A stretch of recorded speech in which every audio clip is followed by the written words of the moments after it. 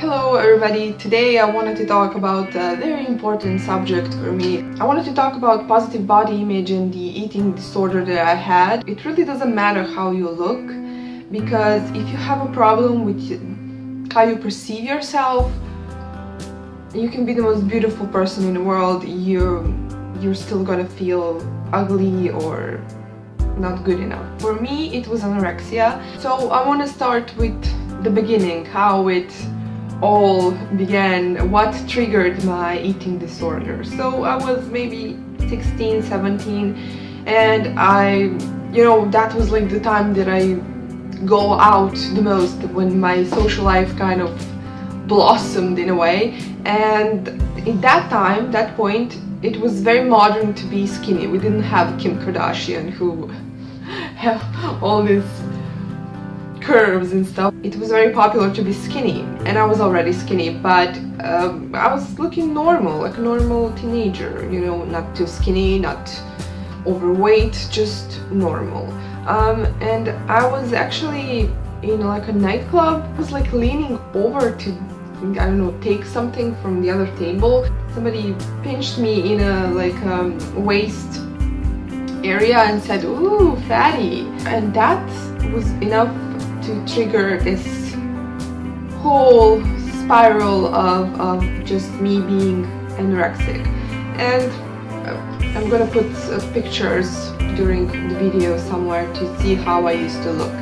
Right at that moment, I started paying attention to what I look like, and I went home, I looked in a mirror, I've noticed that I have a few kilos maybe here and there. I was not fat or anything, but I did have a normal shaped body that have, we're all different, we all come in different shapes and sizes, and we have bumps and lumps here and there. But I thought that I was ugly at that point, and I started not eating sweets, and then I stopped eating bread, and then one thing led to another, where I ended up eating only apples and drink wine. At first, when I started losing weight, I lost maybe 5 kilos very fast, and I really liked the way I looked. But I didn't stop there. I just kept losing weight, and everybody around me was kind of worried, especially my family, and they were trying to get me to eat. But when you have an eating disorder, you find a way to throw away food. That lasted through my high school to my university, and it ended when I was maybe 23, because I started eating. I got in a relationship with the guy who liked to go to restaurants and everything, so I started eating. My body probably had a shock or something, and I gained a lot of weight. Not too much though, just my genetics is like that. I don't get too overweight. I started to feel guilty because of that, and I would stop eating again, and it was in and out of anorexia. And it's very difficult because you kind of start losing your hair, your weight, your skin becomes dry. You don't really look that great when you don't eat. Food is very important. I can tell you now, it's okay to have to look normal, it's okay to eat, you should just eat healthy, and but that's all a bunch of bullshit, because this is not about food at all. Eating disorder is about your mental state. It is basically you not accepting yourself, you trying to control yourself, especially when your life is kind of out of control, everything is out of control. And this is one thing that you can control, is what you eat and what you don't eat, and how you look. But at some point you become so skinny, and you look in the mirror and you still look fat.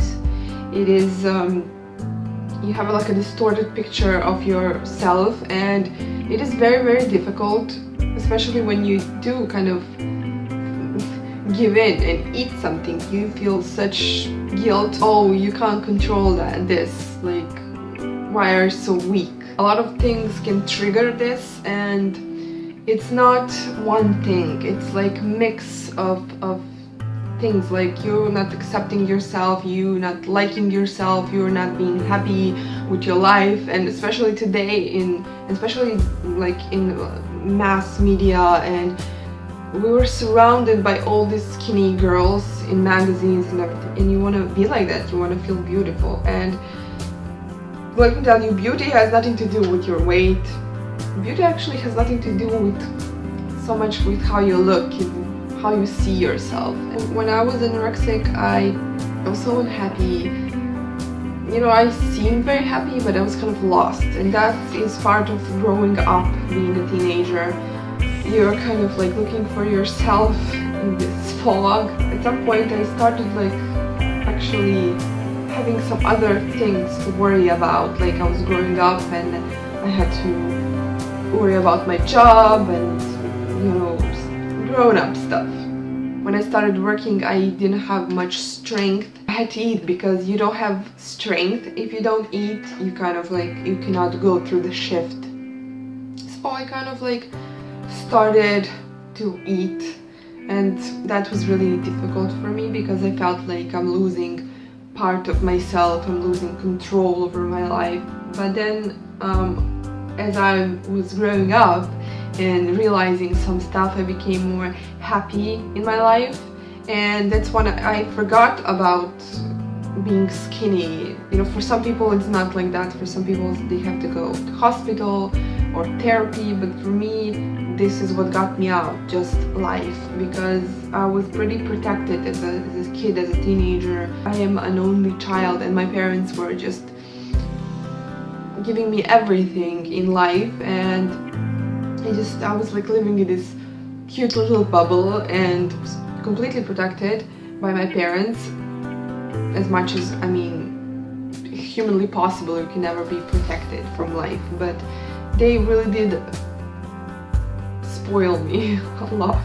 I really love my parents, but you know, they did their best and they did spoil me, and that is kind of common with people who are an only child in a family. When I kind of get out of this state, I finally admitted to myself that I have a problem. First time that I admitted I had a problem, I was looking at my old pictures and I was like, that looks awful. I looked awful. I thought I looked fabulous as a very skinny person. But no, that actually looked pretty bad on me. You know, I look better with normal weight. The biggest issue is when you finally like get to this point where you look the way you look and sit down with yourself and start loving yourself the way you really are. That is the hardest part. Doesn't matter how old you are, doesn't matter where you live and what's your social status. It is so hard to love yourself the way you are. I love myself, but you know, you're never really 100% satisfied. You always think you can do better, you can look better, you can be better at something, and this is something that actually, when it's like in like a healthy range, it is making you more ambitious and striving for better things in life. But when it becomes like an obsession, it is pretty bad, and not loving yourself is the worst thing you can do. You should always love yourself, and I know this is so hard to do, but please just realize that nobody is perfect. Even if they look perfect, they're not perfect. Especially don't go on social networks and look at the photoshopped photos, because they all are photoshopped or color corrected. Just don't pay attention to this. Just look at the people that are around you on the street, in your family. They all look pretty much like you. So don't get stressed so much over it, because it doesn't really matter. My biggest lesson in life was how to love myself always. How to love yourself even when you have like a pretty days, when you're really satisfied with how you look and how you feel, and then you have the ugly days, you know what I mean, when you just look ugly. You just do. There's nothing you can do. Your makeup is all wrong, your hair is completely busted, and you feel kind of swollen or something. Just, you need to know how to love yourself even then. And this is very difficult to do, but You have to find this peace within, and it comes with years. It comes with working on yourself every day. Work on yourself, not only on your physical appearance, but on your inner appearance. If you're happy inside, you're gonna glow outside, and being happy inside means that you really need to live your life the way you want to live it, even if that means you don't really get support from your closest people to you. At the end of the day, you don't fall asleep with your friends in your head or your parents or whatever. You go alone, and you're basically alone. You do know that that you're alone completely on this planet, and the only person that you can rely on is yourself. Don't disappoint yourself. Be there for yourself. Find that beauty within, and don't give a shit what other people think. You are the most important person on this planet. Don't let judgment from other people and judgment from yourself make your life hell, because it is you who have to live it. And I want to end this video with how I am today. I've never been happier, and I've never been happier in my life, because happiness has nothing to do with weight. It has to do with how you feel about yourself.